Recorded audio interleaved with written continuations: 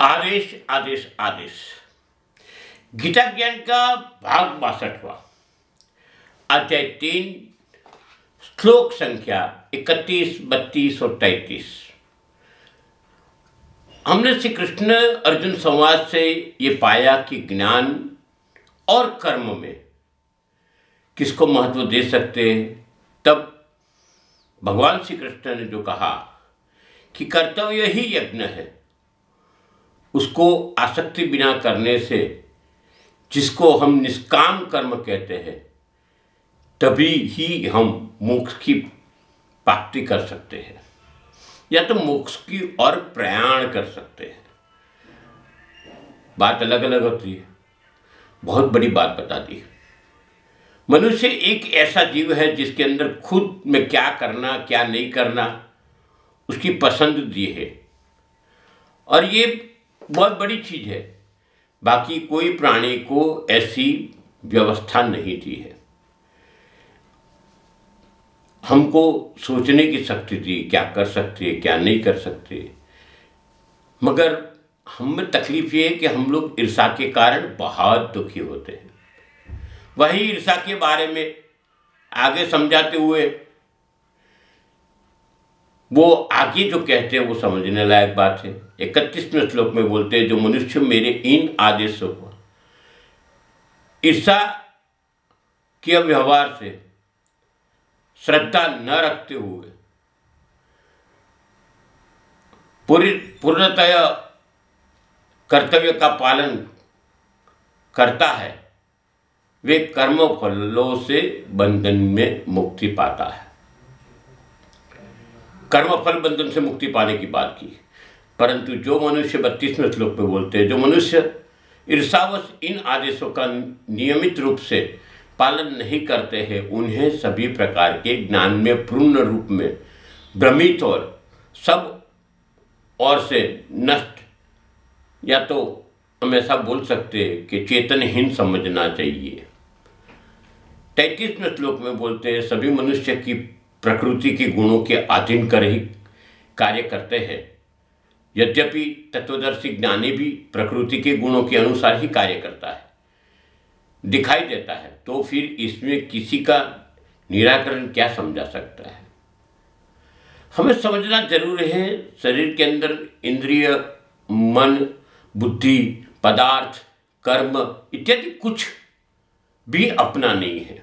हम हमेशा ये समझते मेरा है मेरा है। ये सत्य बात जानने वाले कोई भी मनुष्य सब कर्मों के बंधन से मुक्त हो जाता है। भगवान, ये परमात्मा, या हम गुरु महाराज को बोले तो खुद इसके साथ होता है, इनके आशीर्वाद साथ होते हैं। मगर मेरा कुछ नहीं है, ये बात आचरण में लाना जरूरी है। सिर्फ बातें बताने से कुछ नहीं होना है, और वो भी पूर्ण श्रद्धा के साथ में। भगवान ने कहा है, श्रद्धावान व्यक्ति ही सत्संग में जा सकता है और धर्म के आचरण में लुप्त हो जाता है।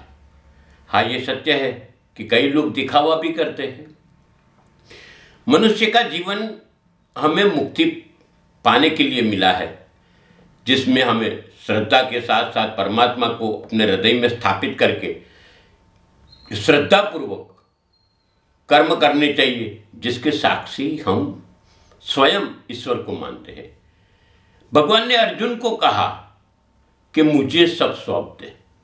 इसका तात्पर्य यही है कि हमें हमारे जीवन की नैया को संचालन करने वाले भगवान, या तो सद्गुरु या तो परमात्मा को ये निसंदेह अर्पण कर देना चाहिए। वास्तव में सब कुछ परमात्मा का है, हमारा कुछ नहीं है। मगर हमारे आगे स्वार्थ की पटिया पड़ चुकी है, और माया के चुंगल में फंसे हम सब कुछ अपना मानने लगते हैं। ये कारण मनुष्य दुखी होता है। भगवान श्री कृष्ण अर्जुन को कहते हैं कि ये सब दिन के लिए नहीं, हमेशा यानी नित्य करना चाहिए। 1-2 दिन के लिए हम व्रत कर लिया, हमने भगवान को समर्पित कर दिया, मेरे कर्म को समर्पित कर, तो ऐसा नहीं चलता है। हमें संपूर्णतः इनके आश्रित हो जाना चाहिए। तभी मोक्ष की प्राप्ति होती है। जीवन में सोहमनाथ की बातें करते हैं वो भी यही रास्ते से आता है, क्योंकि जो श्वासा चलता है हमारे अंदर, उसमें हर श्वास में हरि नाम आना चाहिए, तभी कुछ हम पा सकते। तभी ये हमेशा याद रहेगा कि मेरे कुछ नहीं मगर मेरे अंदर ईश्वर है और मेरा कुछ नहीं है, मैं भी इन्हीं का बालक हूँ। तो ही हम राग द्वेष धर्म जैसे भेदभाव से भी ऊपर उठ जाएंगे। अभिमान अहंकार जैसी नुकसानदेह बातें जहन में आएगी ही नहीं। हम कुछ भी चीज़ हमारे साथ जन्मे तब लाए नहीं थे और न ही हम मृत्यु के बाद कोई चीज़ ले जाएंगे। ये कटु सत्य है। वर्तमान में जो कुछ है वो सब यहाँ धरा का धरा ही रह जाएगा।